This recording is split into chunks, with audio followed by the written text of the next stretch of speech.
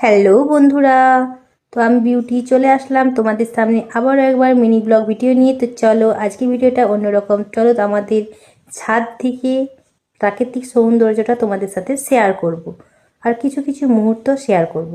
চলো, তো এই দেখো, দুপুরে তো খাওয়ার পরে সবাই নিশ্চয়ই একটু রোদে যাও। ঠান্ডা আবহাওয়া, একটু রোদটা ভালোই লাগে, সব দিন তো রোদের দেখা পাওয়া যায় না।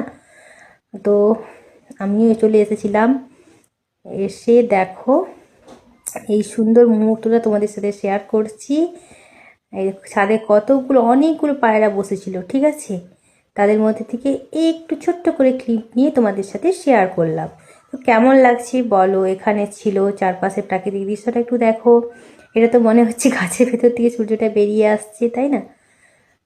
দেখো চারপাশটা সবুজে সবুজে ঘেরা, খুব সুন্দর লাগছে। আমার খুব ভালো লাগলো, তাই তোমাদের সাথে শেয়ার করলাম, ঠিক আছে।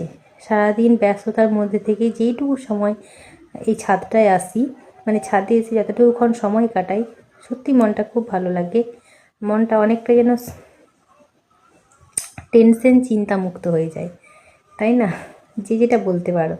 তো এই দেখো কবুতরগুলো বসে আছে, দেখতেই পাচ্ছ নিশ্চয়ই।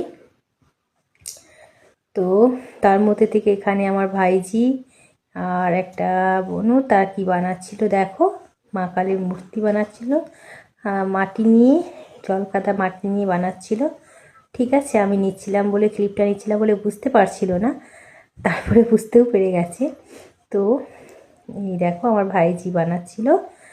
আর এদিকে বদমাস তো সবসময় বদমাসি চলতেই থাকে। তো আমরাও ছোটোবেলায় এরকম অনেক মাটি নিয়ে খেলা করেছি, সেগুলো আমাদেরও মনে পড়ে গেল, তাই তোমাদের সাথে শেয়ার করতে চলে এলাম।